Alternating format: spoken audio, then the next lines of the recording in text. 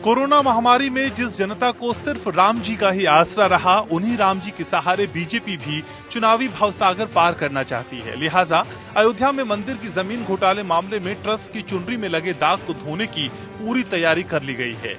तय कर लिया गया है कि घोटालों पर सवाल उठाने वालों को रामद्रोही माना जाएगा और उन पर राजनीतिक और कानूनी रूप से हमला बोला जाएगा। आरएसएस ने इसलिए खुद मंदिर निर्माण की बागडोर सीधे थाम ली है। संघ के कार्यवाहक रहे भैया जी जोशी खुद अब पूरे प्रोजेक्ट की देखरेख करेंगे। कहीं मंदिर निर्माण का पुण्य प्रताप भ्रष्टाचार के आरोपों से राजनीतिक पाप में न बदल जाए, इसलिए सर कार्यवाह दत्तात्रेय होसबुले खुद लखनऊ से प्रदेश में चुनावी रणनीति को लेकर सरकार और संगठन के तालमेल पर नजर रखेंगे। उधर विपक्षी दल भी घोटालों को जोर शोर से उठा रहे हैं। आम आदमी पार्टी के नेता संजय सिंह ने मामले को लेकर अदालत जाने की धमकी दे दी है। संजय सिंह ने मंदिर के ट्रस्टी और मेयर समेत 9 लोगों पर मुकदमा दर्ज करने की मांग की है। वहीं बीजेपी भी मुकदमे का बदला मुकदमे से लेना चाहती है। सीनाजोरी को हथियार बनाकर बीजेपी सबका मुंह बंद करने की फिराक में है। योजना तो कांग्रेस नेता प्रियंका गांधी को भी अदालत में खींचने की है और रामद्रोही बताने की है।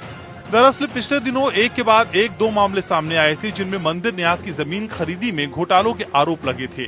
जिनमें प्रमुख मामला तो 2 करोड़ की जमीन खरीदकर उसी दिन 10 मिनट के फर्क से ट्रस्ट को 18.5 करोड़ में बेच दी गई थी। इसी मसले में ट्रस्ट से सीधे या अप्रत्यक्ष रूप से जुड़े लोगों पर घोटाले के आरोप थे।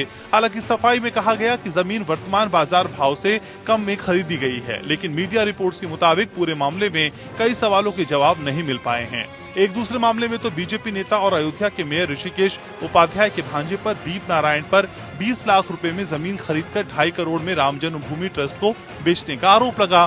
दिलचस्प बात यह है कि सरकारी जांच में वो जमीन भी नजूल की निकली। विपक्ष को भी मौका मिल गया। संजय सिंह और प्रियंका गांधी ने घोटालों को महापाप बताया। नेताओं के आरोपों से संघ और बीजेपी को बहुत फर्क नहीं पड़ने वाला है। दिक्कत तो तब बढ़ गई जब संतों और धर्माचार्यों ने भी लगातार बैठकें करनी शुरू कर दी। पिछले कुछ घंटों में ही अयोध्या से सरयू तट पर संकट मोचन मंदिर में चालीसा का पाठ कर हनुमान जी को घोटाले का ज्ञापन सौंपा है और मांग पूरी करने के लिए अयोध्या परिक्रमा और जल सत्याग्रह के विकल्प पर भी मंथन किया गया।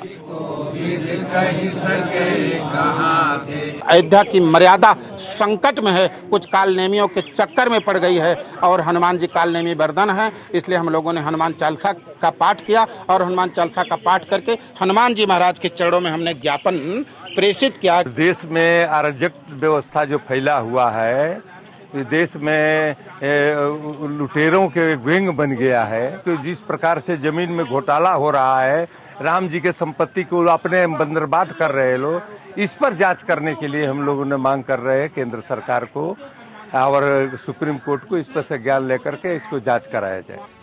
अग्नि निर्वाणी अखाड़े के महंत धर्मदास ने कहा कि घोटाले के आरोपों से सरकार भाग क्यों रही है। इससे पहले रामलला के मुख्य पुजारी सत्येंद्र दास ने भी जांच की मांग की।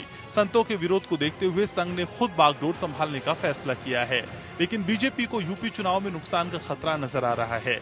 लिहाजा हिंदू मुसलमान करने के साथ साथ राम मंदिर के नाम पर हिंदू भावनाओं को भुनाने की पूरी तैयारी की जा रही है। यूपी की आस्थावान भोली जनता को समझाया जाएगा कि राम मंदिर अगर अभी नहीं तो फिर कभी नहीं। इसलिए बीजेपी को जिताना जरूरी है। कोरोना के वक्त गंगा जी में बहती लाशों को पुरानी परंपरा बताया जा रहा है और मौतों के लिए प्रशासन की जिम्मेदारी से ध्यान भटकाया जा रहा है। ऐसे में संघ अपने लाखों स्वयंसेवकों को यूपी चुनाव में झोंकने की तैयारी कर रहा है। दरअसल 2022 में यूपी के विधानसभा चुनाव में जीत 2024 में विजय के लिए जरूरी मानी जा रही है, क्योंकि 2025 में आरएसएस का शताब्दी वर्ष है और उसके पहले संघ देश को अपनी सोच के राष्ट्र में बदलने के लिए कोई कोर कसर नहीं छोड़ना चाहता है। Bureau report, APN।